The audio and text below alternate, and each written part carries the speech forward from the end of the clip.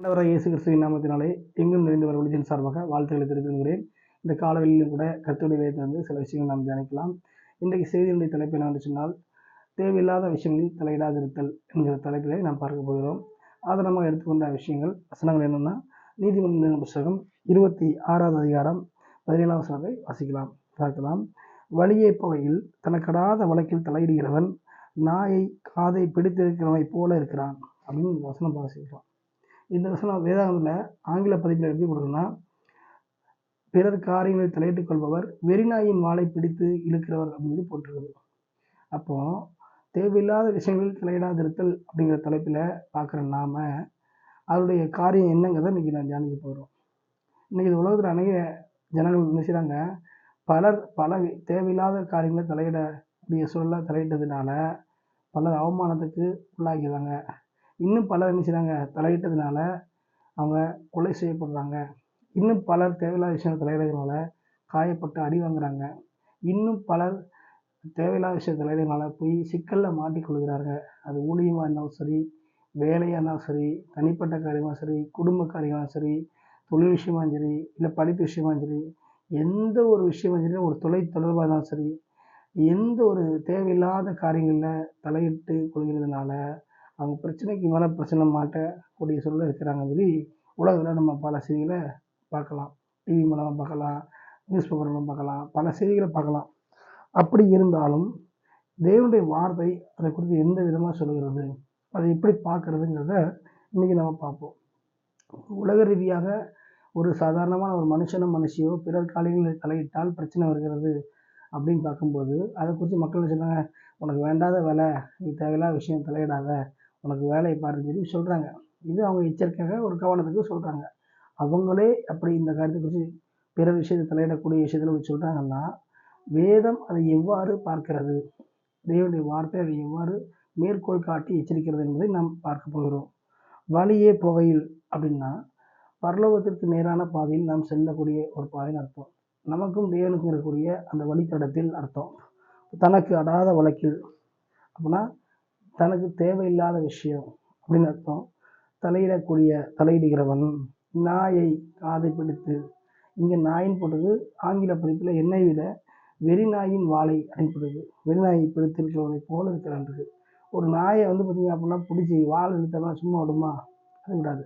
அதை போல தான் பிறர் காரியங்களிலே தேவையில்லாத விஷயங்களை தலையிடுகிறதோ அதை போல தான். அப்போது தேவன் நம்மை ஒரு குறிப்பிட்ட நோக்கத்துக்காக நம்மை அழைத்திருக்கிறார், ஒரு குறிப்பிட்ட திட்டத்துக்காக நம்ம வைத்திருக்கிறார், ஒரு குறிப்பிட்ட காரியத்துக்காக நம்ம ஏற்படுத்தியிருக்கிறார். அப்போ இதெல்லாம் புரிந்து கொண்டுக்கிற ஒவ்வொரு தேவ பிள்ளைகளாக என்ன, நமக்கு என்ன சொன்னாரோ, என்ன செய்ய சொன்னாரோ அதில் மாத்திரம் கவனம் செலுத்தி நாம் தொடர்ந்து முன்னேறி செல்லணும்னு சொல்லி நம்ம பார்க்குறோம். வேதம் இந்த விஷயத்தை எப்படி பார்க்குறதுன்னு சொன்னால், பிறர் காரியங்களை தலையிடுறதுனால, தேவையில்லாத விஷயத்தை தலையிடுறதுனால உலக ரீதியாக எப்படின்னா அடி கிடைக்கும், கொலை கூட நடக்கலாம், பிரச்சனை வரலாம், இழப்புகள் வரலாம் சொல்லி உலக ரீதியாக பார்க்குறோம். ஆனால் பிறர் காரியங்களை தலையிடுகிறதுனால அது நிமித்தம் வேதத்தின் பார்வையில் வேதம் அதை எப்படி பார்க்குறது, என்ன பாதிப்பு உண்டாக்குன்னு வேதம் எப்படி சொல்லுதுன்னா, நம்ம ஆத்ம ரீதியான ஒரு காரியத்தில் பார்த்தீங்க அப்படின்னா மிகவும் பார்த்தீங்கன்னா அது ஒரு பிரச்சனையை உண்டு பண்ணக்கூடியதாக என்ன செய்யுது, அது காணப்படுகிறது. அப்போ அப்படிப்பட்ட ஒரு பிறர் காரியங்களை தலையிடக்கூடிய விதத்தில் நம்ம தலையிடுகிற பொழுது, தேவையில்லாத நம்ம தலையிடுகிற பொழுது ஆத்ம ரீதியாக சில விஷயங்களில் என்ன செய்ய போகிறோம், நம்ம பாதிப்பு உண்டாக்கக்கூடியதாக இருக்கிறதுன்னு சொல்லி வேதம் போதிக்கிறது. அதனால தான் பிற விஷயங்கள் தலையிடக்கூடாதுங்கிறதுல வேதத்தில் பார்த்தீங்கன்னா பல விஷயங்களில் நம்ம எச்சரிக்கை விஷயங்களை பார்க்கலாம். இப்போ உலக ரீதியாக தலையிடக்கூடிய விஷயம் தலையிட்டால் எப்படி பாதிப்பு வருகிறது, எப்படி பிரச்சனை வருது அப்படின்னு சொல்லி பார்க்குறோமோ, வேதத்தின் அடிப்படையில் அப்படி தலையிடும் போது என்ன உண்டாகுதுன்னா பார்க்கும்போது நம்முடைய ஆத்ம ரீதியாக பாதிப்புகள் உண்டாகிறதுங்கிறத வேதம் சொல்கிறது. அப்போ ஆத்ம ரீதியான பாதிப்பு உண்டாகிறது அப்படின்னு சொல்லி பார்க்கும்போது அது என்ன, அப்படி யார் தேவையில்லாமல் விஷயத்தை தலையிட்டு என்ன பாதிப்பு அடைஞ்சாங்க அப்படிங்கிறத நம்ம நிச்சயமாக வேதத்தில் நம்ம பார்க்க போகிறோம். அப்படி பார்க்கும்போது அநேக எடுத்துக்காட்டுகள் இருந்தாலும் வேதத்தில் பார்த்தீங்க அப்படின்னா நம்ம யோவானை நினச்சிடலாம். யோவான் புத்தகத்தில் இல்லை இந்த சுவிசேஷங்கள் புத்தகத்தில் பார்க்கலாம். ஆண்டவராகிய கர்த்தர் அவர் உயிர்த்தெழுந்து பரமேறி செல்வதற்கு முன்பாக சீசர்களை நோக்கி ஒவ்வொருத்தரை பார்த்து பேசிட்டு வரும் பொழுது அப்போ யோவான் பேதுரு இவங்கெல்லாம் போகிறாங்க.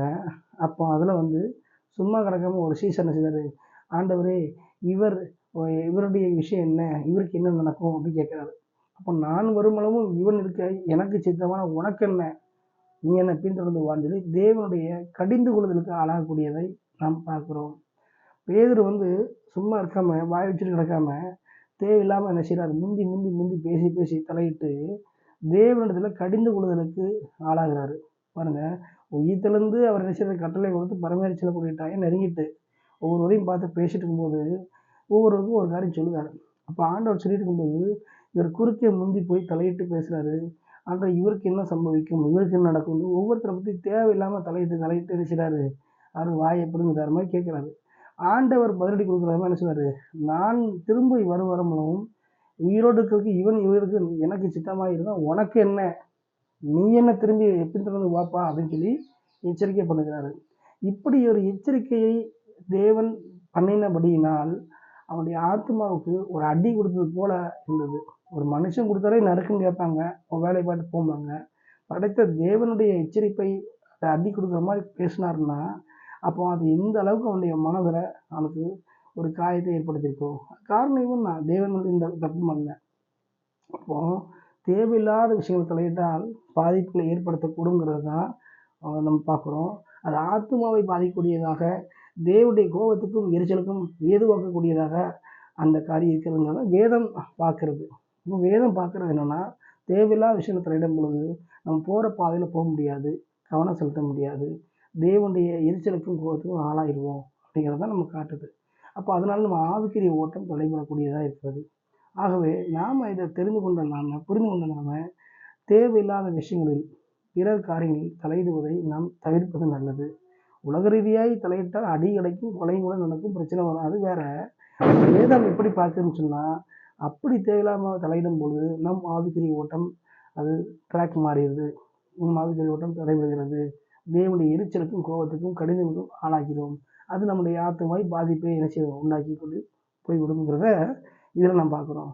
எனவே இந்த செய்தியை கேட்டுக்கொண்டிருக்கிற ஒரு தேவ பிள்ளைகளும் வாலிப பிள்ளைகளும் சகோதர சகோதரிகளும் தெரிந்து கொள்ளக்கூடிய விஷயம் என்று சொன்னால், வாழக்கூடிய கொஞ்ச நாள் வாழ்க்கையில் உண்மையாக உத்தமாக தேவன் நோக்கி நாம் செல்லுவோம். அப்படி செல்கிற போது, பயணப்படுகிற பொழுது என்ன பிரச்சனை சோதனைகள் வந்தாலும் முன்னேறி செல்வோம். தேவையில்லாத விஷயங்களில், நமக்கு தேவையில்லாத விஷயங்களில் தலையிடாதபடிக்கு நாம் கவனமாய் ஜாக்கிரதையாக நம்மை காத்துக்கொள்ள வேண்டும். அது ஊழியமாக இருக்கலாம், வேலையாக இருக்கலாம், தனிப்பட்ட காரியமாக இருக்கலாம், மற்றவங்க கூட உள்ள நட்பு கூட இருக்கலாம். எதுவாக இருந்தாலும் நாம் தேவையில்லாத விஷயங்கள், நமக்கு தேவையில்லாத விஷயங்கள்ங்கிற ஒரு காரியம் வரும்போது அதை நாம் தலையிடாமல் போவது நல்லது.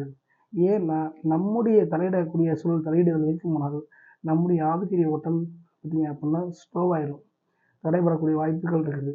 அதனால் தேவையில்லாத ஒரு பிரச்சனைகள் ஆத்மா ரீதியாக ஏற்படக்கூடிய வாய்ப்பு இருக்கிறது. ஆகவே இதை நாம் புரிந்து கொள்ள வேண்டும். பேதுரு அதை புரிஞ்சுக்கிறதில்ல. புரிஞ்சுக்கிறாமல் முந்தி முந்தி முந்தி இவருக்கு என்ன நடக்கும், அவருக்கு என்ன நடக்கும், மற்றவங்களை பார்த்தத தன்னை பார்க்கல. ஆகவே நம்ம அப்படி செயல்படாதபடிக்கு நாம் ஞானமாக இருந்து தேவையில்லாத விஷயம் தலையிடாத இடத்துலங்கிற செய்தியை பார்க்குற நாம அந்த வாசனத்துக்கு ஒப்பு கொடுப்போம். தொடர்ந்து வாழ்க்கையில் ஜெயம் பெற்று முன்னேறி செல்ல வேண்டும் என்று சொல்லி எங்கும் நிறைந்தவர்களையும் உங்களை வாழ்த்துகிறது. ஆமென்.